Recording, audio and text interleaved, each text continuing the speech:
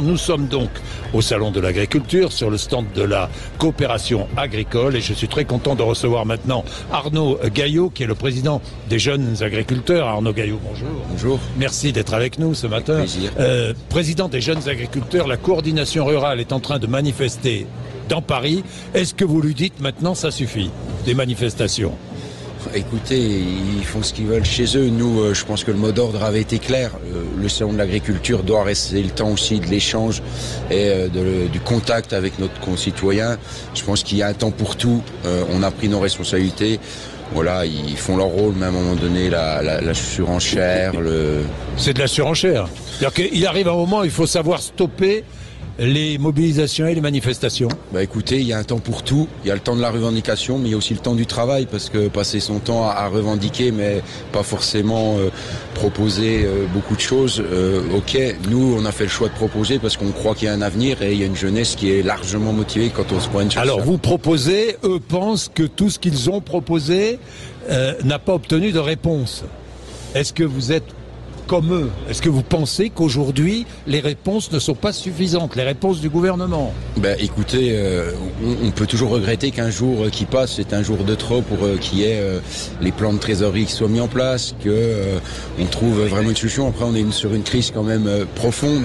Il y a des choses qui bougent. Tous les préfets ont fait un travail assez impressionnant de remontée, de simplification. Mais derrière ça, il va y avoir une réflexion à savoir comment on retrouve de la compétitivité. Mais au-delà de ça, c'est quelle stratégie pour ce pays, et ça se fait pas en 5 minutes. Et je pense que nous, chez Jeunes Agriculteurs, on est conscient qu'il y a un temps aussi de travail et il y a une loi qui va arriver. Donc tout ne se fait pas aujourd'hui au lendemain. On l'avait dit, il y a une temporalité. Il y a eu les mesures d'urgence, il faut les règlements. Il y aura le temps de la loi et après ce qui se passe au niveau européen. Donc aujourd'hui, ce n'est plus le temps de la manifestation. En tout cas, pour Jeunes Agriculteurs, à l'heure actuelle, ce n'est plus le temps de la manifestation. On est dans le temps de l'échange, du partage sur ce salon, des propositions. Après, à chacun son mode d'action. Alors, objectif premier de tous les agriculteurs, que chacun gagne sa vie convenablement, que chacun gagne bien sa vie. Certains agriculteurs gagnent très bien leur vie, d'autres mal ou très mal leur vie. Il y a beaucoup de mesures qui ont été prises. Mais est-ce que, moi j'ai remarqué à travers cette crise, une sorte de jeu de dupes avec les transformateurs, avec les industriels de l'agroalimentaire, avec les grands distributeurs. Sur le prix à l'achat, par exemple, c'est un jeu de dupes. C'est vrai que c'est compliqué de savoir où sont les marges. Alors on nous parle de prix plancher, on nous parle de... Je ne comprends... Est-ce que comprenez-vous d'ailleurs?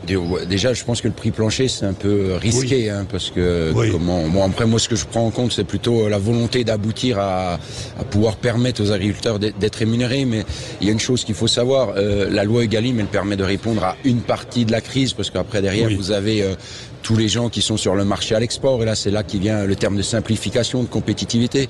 Et après vous avez quand même ce qu'on appelle le cœur de gamme, ce qui permet quand même à bonne partie de nos compatriotes qui ont des revenus plutôt modestes d'accéder à une alimentation à un prix raisonnable. Donc il y a la réalité de marché, c'est ce qu'on appelle une réalité de marché avec un monde ouvert. Et donc ça c'est sur lequel on se bat, de rendre la possibilité de la compétitivité de nos entreprises agricoles. Et derrière ça, c'est aussi de laisser entreprendre les gens qui ont envie de s'installer. Il y a des gens qui ont envie de s'installer sur des fermes d'une certaine taille, d'autres sur une autre forme. Et moi je pense que depuis trop de temps dans ce pays, on oppose les modèles et c'est une erreur monumentale. Oui, on oppose les modèles, vous avez raison. Je voudrais aussi rappeler que l'agriculture n'est pas que catastrophe. Non. Il y a des agriculteurs qui travaillent et qui gagnent bien leur vie. L'agriculture française exporte. Il faut arrêter de penser qu'on ne fait qu'importer des produits de l'extérieur. Vous avez totalement raison. Déjà, vous avez un agriculteur qui gagne sa vie devant vous, et j'en suis fier et je le revendique. Et il faut le dire aussi à nos jeunes, parce que ça sert à rien sinon d'attirer et de faire de la promotion de métier s'il y a des filières qui ne marchent pas. Donc c'est possible. On a besoin des accords de libre-échange. On l'a toujours dit. Nous, ce qu'on veut, c'est que ça respecte les règles. Mais si on ferme ce pays, si on se replie sur nous, si on ferme nos frontières, on va perdre plus de la moitié de nos agriculteurs parce qu'on n'aura pas besoin de leur production. La France est une puissance exportatrice. Ce pays a la chance de pouvoir produire une alimentation que d'autres pays ne peuvent pas faire. Donc il faut qu'on profite de ça. Il faut qu'on arrive à faire ce qu'a fait l'Italie. l'Italie, vous avez des fermes qui ont une taille familiale assez petite, mais derrière, vous avez des fermes qui sont là pour faire de la concurrence sur le marché mondial. Il faut qu'on soit en capacité de réarmer ce pays avec ses diversités. Mais oui, parce que c'est pas grave d'avoir les deux. Si on a demain un monde qui se ressemble, je pense qu'on va tous s'ennuyer. D'ailleurs, vous avez une réflexion stratégique sur la ferme. Oui. Chez les jeunes agriculteurs, c'est ce qui m'intéresse beaucoup. Mais sur la ferme.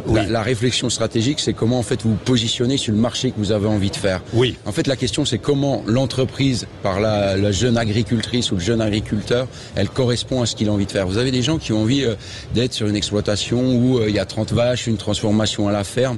Tant mieux, et on en a besoin et ça correspond à certains territoires. Vous en avez d'autres qui aspirent à des exploitations avec des tailles plus importantes, avec plus de vaches, mais parce qu'ils ont aussi envie d'être à plusieurs associés ou d'avoir des salariés, parce qu'ils ont envie d'avoir un mode de vie qui correspond à d'autres chefs d'entreprise. Et puis partir en vacances parfois, et puis vivre normalement. Comment vous allez attirer une jeunesse si vous leur empêchez l'innovation, si vous les empêchez de pouvoir avoir du week-end, des semaines de vacances avec leurs compagnons, leurs compagnes, de pouvoir profiter comme tout à chacun dans cette société, vous attirerez personne. On a un monde qui change, on a un monde qui évolue. Et si en France on reste statique, malheureusement on sait où on va. Alors je vais vous parler de la PAC parce que je sais que vous pensez qu'il faut réorienter certains crédits de la PAC pour aider les jeunes à s'installer. Oui, parce qu'en fait on a plus de 50% de nos agriculteurs dans ce pays qui vont partir à la retraite, mais c'est le cas aussi dans d'autres pays, voire même pire. Donc on a besoin d'augmenter les crédits pour deux choses. La première, c'est que vous facilitez l'installation et vous faites de l'accompagnement, de la promotion métier.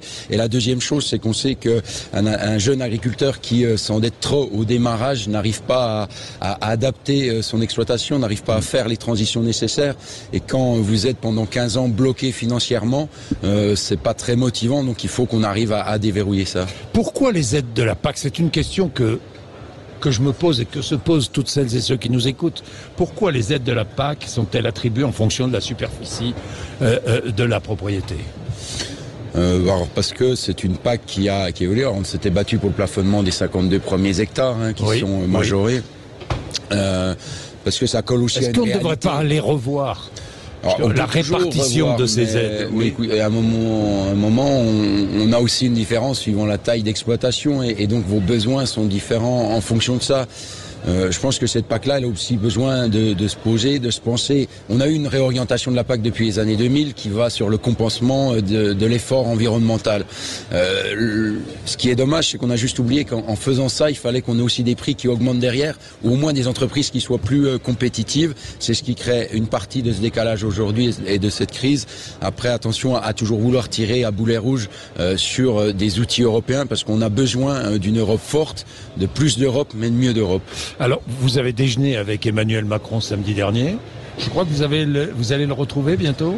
Déjeuner, alors je n'ai pas déjeuné avec lui, j'ai pris le café le matin, on l'a rencontré. Mais vous avez rendez-vous avec lui bientôt, dans 2 semaines? Écoutez, il a annoncé cette date-là. À l'heure actuelle, il n'y a pas de rendez-vous fixé, d'invitation officielle à ça.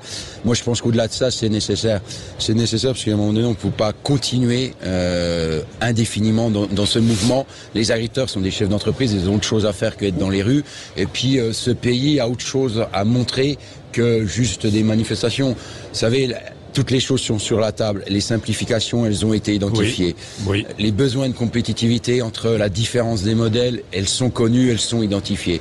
Ce coup-ci, on a besoin que les députés légifèrent pour simplifier, pour redonner de l'air. On a besoin que l'Europe comprenne. Et après, on a besoin que ce pays assume les différences d'agriculture. Mais vous donnez rendez-vous au gouvernement, vous dites au gouvernement, si, je ne sais pas moi, dans un délai, je ne sais pas moi, de 2 mois, rien n'avance, à ce moment-là, nous allons redescendre dans la rue ou nous allons...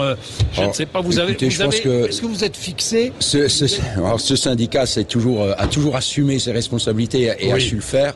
À l'heure actuelle, on est dans le temps du travail. On l'avait dit depuis le début qu'on suspendait l'action et qu'on était dans une action de construction. Il y a eu les événements de samedi qui, à des moments, ont montré des images qu'on regrette.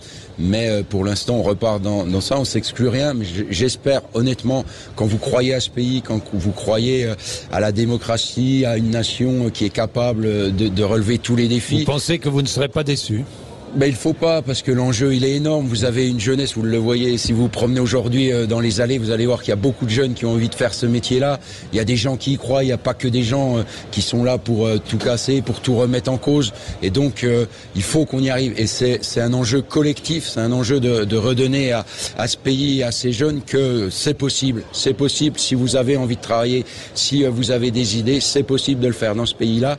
Il faut juste que les députés fassent pourquoi ils ont été élus. C'est d'écouter le corps intermédiaire et les syndicats qui composent ce corps intermédiaire, c'est écouter aussi ces entreprises-là. On a tout entre les mains, il faut juste avoir le courage de prendre les décisions et d'écouter au moins les jeunes agriculteurs pour redonner à ce pays ce qu'il mérite. Merci Arnaud Gaillot. Merci à vous d'être venu nous voir ce matin ici au Salon de l'Agriculture sur le stand de la coopération agricole. Et dans un instant, notre premier débat européen sur toutes les radios et télévisions. C'est le premier débat ce matin entre Manon Aubry et François-Xavier Bellamy.